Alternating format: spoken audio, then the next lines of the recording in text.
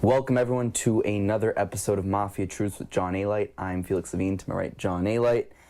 And first, we want to wish you a happy St. Patrick's Day. We also want to remind you to please subscribe to the YouTube channel if you haven't done so already. And also subscribe to our Patreon. All content goes up there early. We've got bonus content and the ability to ask John questions on our monthly Q&As. So go check that out today.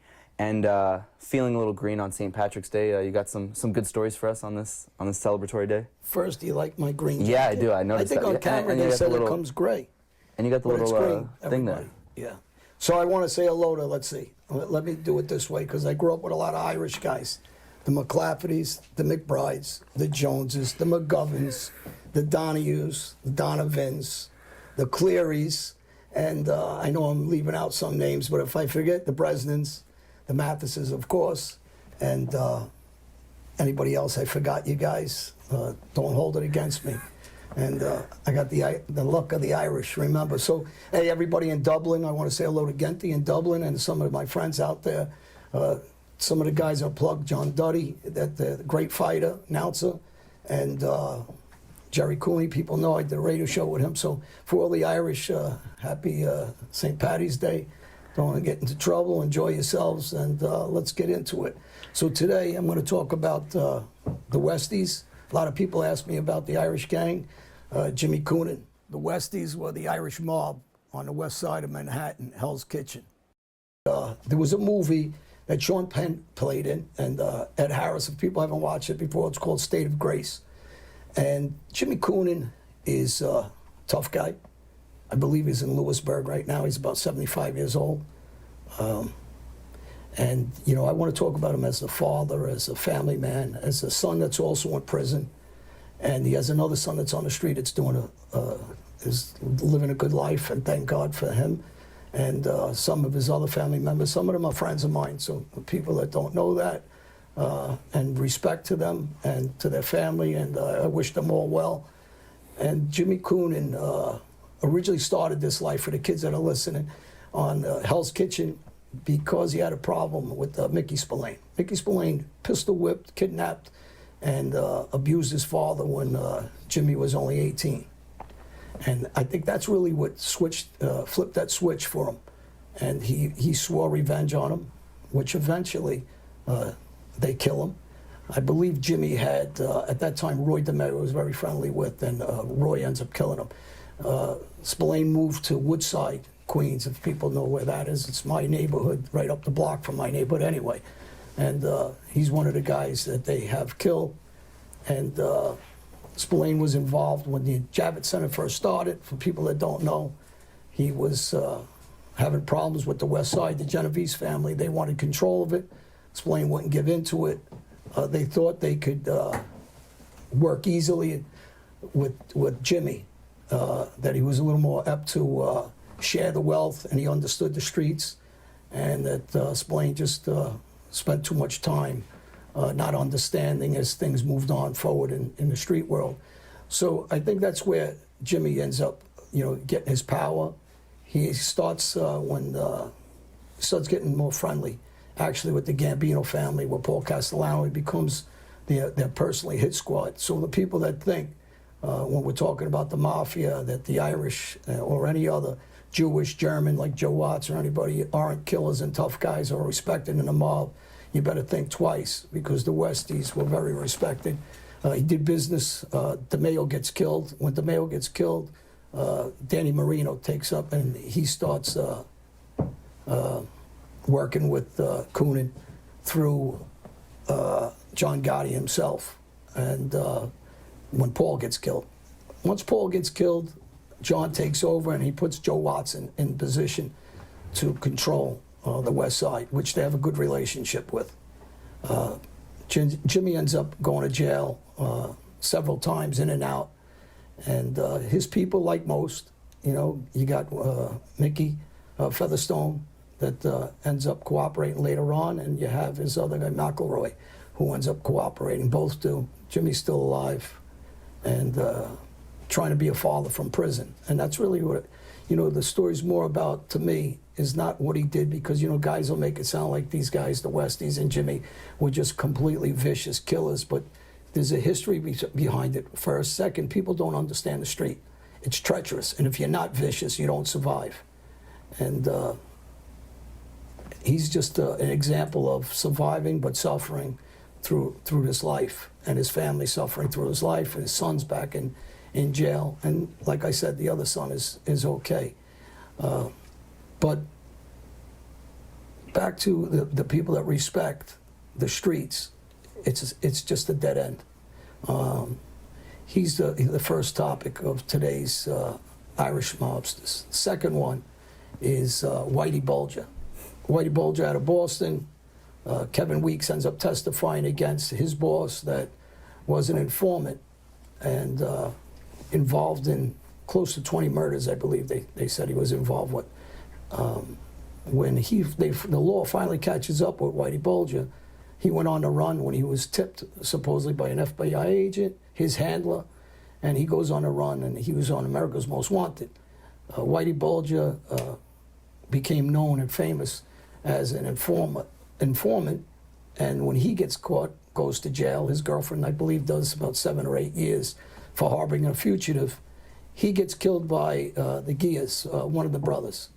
One of the brothers used to work for a friend of mine, Anthony Arulata, Genevieve Skipper, who I had on my show before. These were his guys. When Bulger goes into jail, he's in a wheelchair, and they accuse him of killing Whitey Bulger. And now there was a movie called The Departed that was very famous with Leonardo DiCaprio, Wahlberg, great movie, and it depicts, again, a second famous Irishman. The third one is Jimmy Burke, Goodfellas, the Lufthansa heist that most people know about. It's about how Henry Hill testifies against Jimmy. Jimmy first goes to jail, for the people who don't know, for 12 years for shaving points and getting to the Boston college team where they throw the game, shave points. Jimmy gets 12 years for that conviction. Henry Hill testifies against him. When he comes home, he does the Lufthansa heist. It's about a $5 million heist. In retrospect to today's days, it's probably about $25 million. It was the biggest heist ever done. Frankie Burke, his son, went with him on that robbery. He was a backup driver, my personal friend, good friend. We talk about Frankie in the past. He got killed. Jimmy dies in jail, I believe in Buffalo, from cancer. And again, you have one guy who died suffering in jail from cancer. You have another guy that was killed in prison. And you have another guy that is 75 years old or thereabout that's in prison. So for everybody, again, the street, crime, there is no win. There is no crime pays. Crime doesn't pay unless you pay with your life, one way or another. And really, those are my messages to anybody. So for the Irish that are watching this and enjoying their lives, and these are great stories about tough guys, killers, but guys whose lives are ending in a bad way. And hopefully for the Coonan family, Jimmy gets to come back home and finishes the rest of his life at home. And his son also that's in jail, I believe he got 25 to life. Jimmy Jr., I hope he gets out and gets to enjoy his family and has a family. For the rest of the Coonan family, my respect always. Jimmy was a tough guy, a man, and unfortunately, the streets eat all of us up. And if you're not treacherous, if you're not dangerous, you're going to be one of the victims on the street. So it's the ability of surviving. And I don't think people really understand that in the outside in the public world. You know, some people call Jimmy Burke violent or this guy violent. If you want to be that guy that doesn't get shot in the back of the head or chopped up, only the strong survive out there. So I don't think you have a choice in the street.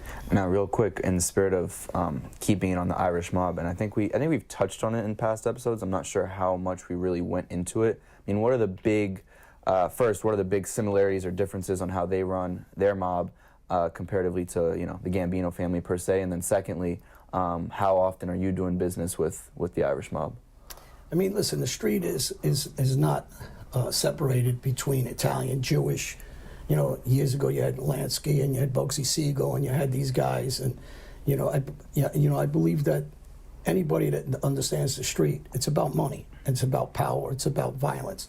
So when the Gambino family needs somebody to be violent, and it was Paul Castellano at the time who had Roy DeMeo and Anthony Santa and Testa, when you have these guys and Gadji or any of these guys killing for you, but when you don't have them and you need out somebody from the outside world, they don't have no problem going to the Irish guys that are killers, tough guys, earners. And they don't say to them, well, they're not Italian, we're not using them. The Irish aren't just tough, they're crazy, they got balls of steel. No one cares. This is for the outside public that doesn't understand this, that a gangster's a gangster's, and those Irish guys, and Jimmy Burke or Coonan or even Whitey Bulger, who I wasn't a big fan of over the years, these guys had the ability of earning and killing and controlling men and how to maneuver people. And those are the keys on the street, and that's everybody's concern. It's not, is he with this crew or that crew? It's just, do they have the ability to get the job done? But how often are you doing business with the Irish mob? Oh, we all do business with the Irish. I have a ton of Irish guys that you see. Some of them I just named were legitimate guys, and some of them weren't. They were street guys. They don't have to be per se with the Westies or anybody else. Or some of these unions, like people typically say, the stage handlers union is an Irish union, Local 3, is under that flag of saying that a lot of them are Irish guys, not just Italian. So, I think that we all do business with black, Spanish, white, Colombian. It doesn't matter to us. It's just, do we have a relationship? Do we trust them? That's really what's in the mind of a gangster on the street. How would you gauge their level of quote-unquote power at the time? I mean, were they somewhat prevalent? Well, you got the Philadelphia mob that probably has as many guys as the, at the top of their game, and when they're not in jails, probably about 20 Irish gangsters on the street at a time. You don't have to be particularly 100 guys, because you could have 80 weak guys. I say this all the time. You're better off with a tight group. I believe the Philadelphia mob, even though they're small, they can't go to war if there was a war like the Colombo Wars that we've talked about. They can't go to war with a major family. But within their own structure, they're strong because they're close with each other. They're family members, best friends. They grew up together. So this is the key of survival. But when you have 80 guys that are just useless, what do you need them for? Keep a tight-knit group of guys. If you have 4, 5, 6 good guys that are willing to die for each other, there's the structure. Were they notoriously known for being tough? Because I know the Irish, Irish boxers and Irish fighters are tough. But I don't know if the mob. I gotta laugh.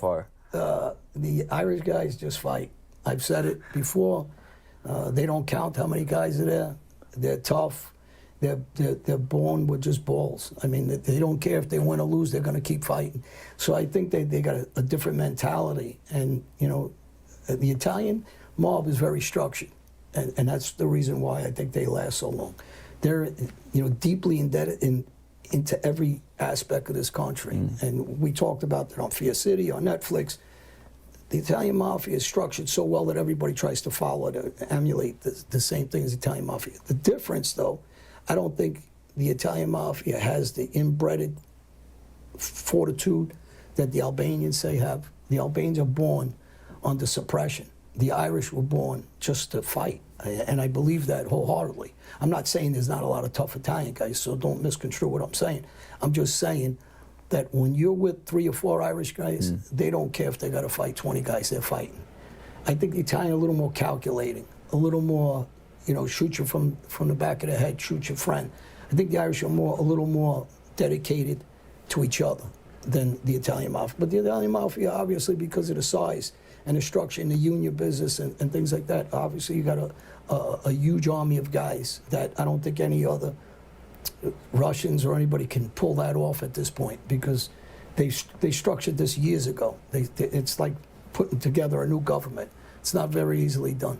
Do you know how did the Irish mob kind of die down? Was there a big event, or it just kind of faded like the rest? Technology. Yeah. Technology, guys testifying against each other like everybody else. I gave Jimmy Coonan a lot of credit because of the way he grew up and such respect, whether his father treated him, everybody has an excuse. Like, my father was tough on me. But Jimmy, when he said something that he was going to get Mickey, he got him.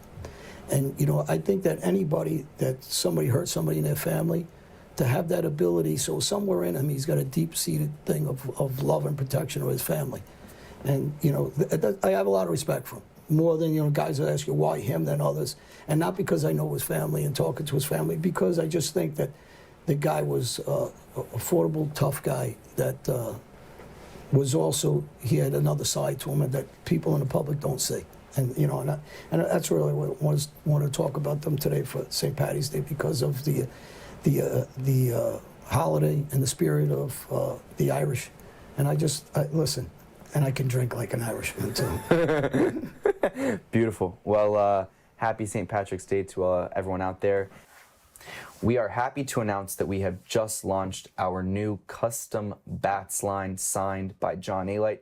If you want to get a custom bat signed by John Alite, go to mafiatruthswithjohnalite.com today to get your custom signed bat by John. I promise I won't hit you with it. You too, Felix. I'm going to give you a custom signed bat. You guys contact us, and I'll sign the bat, and I promise I'm not hitting anybody with them anymore. Beautiful. Go get yours today. Hey, everybody. I have a new sponsor, Dina Luzzi, with the new energy drink. Actually, everybody knows I'm full of energy. I'm always moving around. People want to know how. Take a blast. Dino's new stuff. Felix, take it. Need a blast? Get a blast. These great tasting drinks are Italian made.